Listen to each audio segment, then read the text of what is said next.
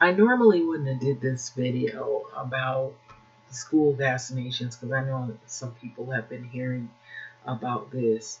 But the reason I'm specifically doing this one, this is a school district. It's Culver City School District. And Culver City is a suburb here in California of uh, Los Angeles, South LA. It's sort of not really that far. Um, what I think is different that stands out with this particular district is they are making student vaccination shots mandatory. So this district gives teens until November the 19th to get shots. And so I saw on the news that a lot of these schools have started in-person learning, but not without its new requirements. And so also I will say, as a resident in the area of uh, this close by district, um, I have been seeing kids that are losing learning because their parents are resistant about getting the shots. Some have said that they're going to do homeschooling. That doesn't seem to be working out for all kids. And there's a lot of learning not going on for some kids. So I feel like this is the fear I have. There's going to be a generation of children who were impacted in a lot of negative ways from this pandemic. If it is an illness, which being now that seems to be a major thing with this Delta surge, it's not having the skills to be functional in life later on. They're missing out on a lot. And some will say it's because of the school closures, which I would say, honestly, I believe that will have a lot of impact on how kids' learning is going to be. They might be behind a year or two. Um, However, there's also the issue now that the in-person learning is going back to some degree where kids can go back. There are now strict requirements because of the Delta surge, and that is causing a lot of kids to being taken out of schools or parents walking away because of this article I'm about to read right now, stating that it is mandatory student vaccinations that is taking place. The district gives teens until November the 19th to get their shots. This is by Asher Lear Small, who wrote this lovely article, and I usually love to read a lot of articles. So Culver City Unified School District has 7,000 students in the district on the outskirts of Los Angeles, which is requiring all eligible students and staff attending the in-person school to be vaccinated themselves, teachers included, against this coronavirus. And so the first public school system in the nation, okay, to do this amid a surge. So, of course, the cases due to the Delta variant is why they came to this decision. So, in August the 17th, email to parents went out from the Culver City Superintendent, which is Quoc Tron, and he announced that the students would need to show proof of immunization by November the 19th. So families who fail to comply by the date will have to enroll their children in a remote learning alternative called independent study. And so that's the option if they don't want their kids to get the shots.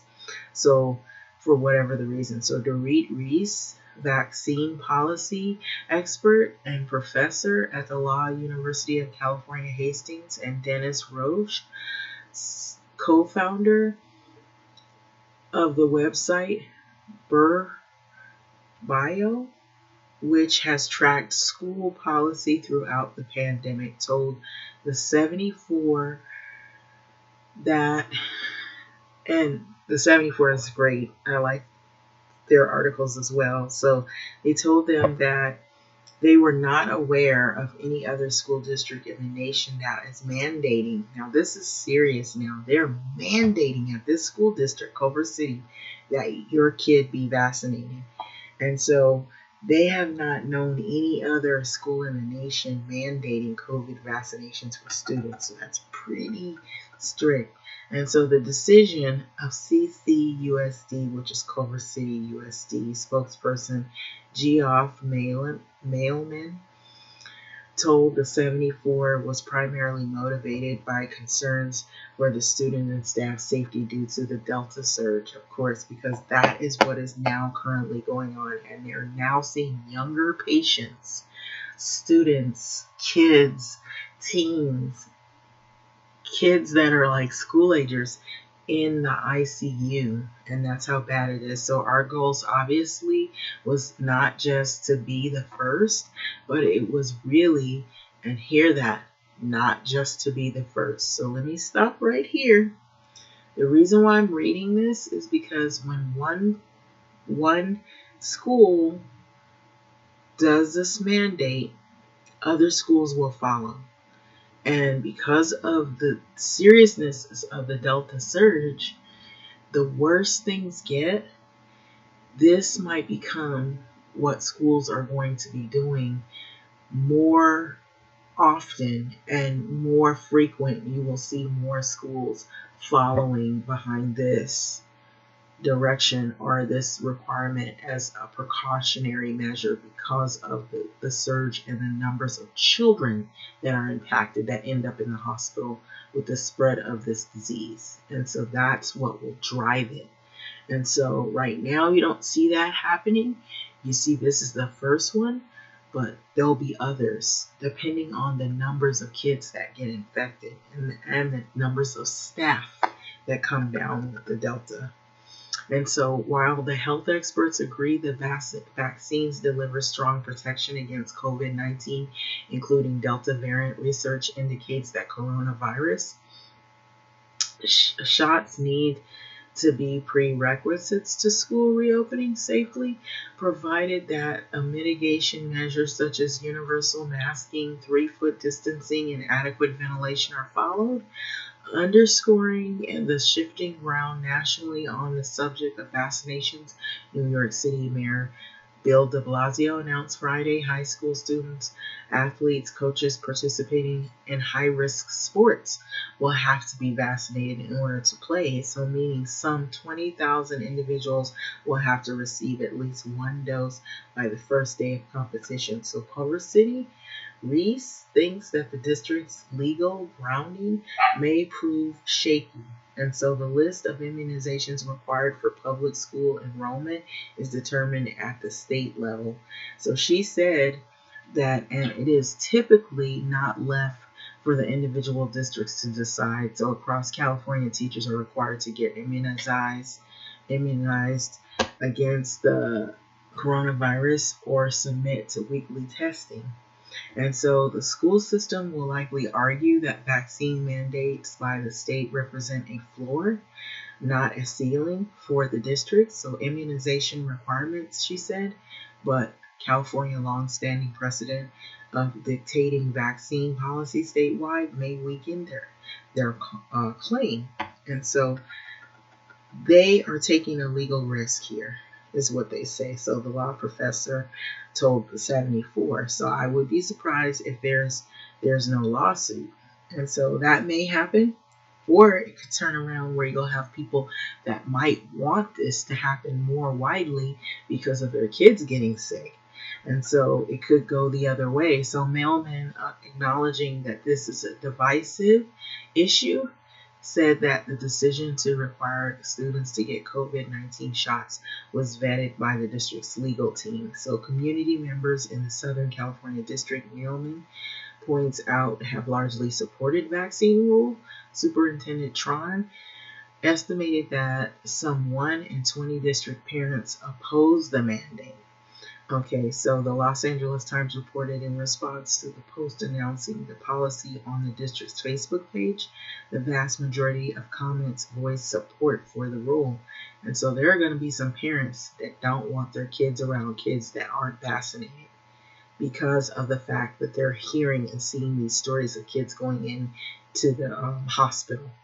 And that's, I think, going to be the main determinator of what's going to happen and what goes down in these schools.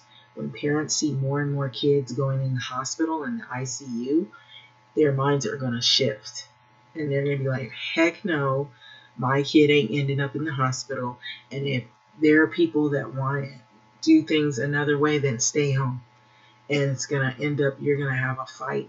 There's going to be a side of parents that are going to say, yes, do this. There might be still some people who are resistant. But they say, hey, you have the option of staying home. And so that's the way it's going to be looked at. And so seeing this makes me feel so proud of being a Culver City alumni, one Facebook user wrote.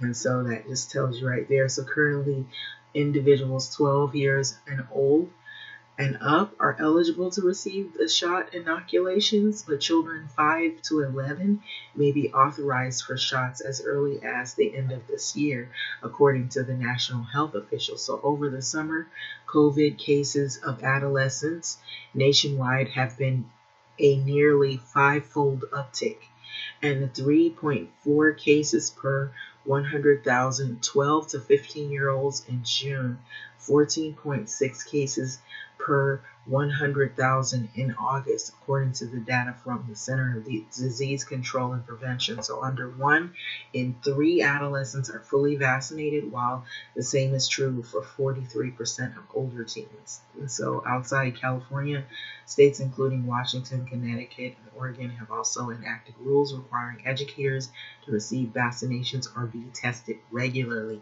So in some cases, threatening that teachers who refuse could be fired from their job altogether. So other states are mulling similar teacher immunization mandates.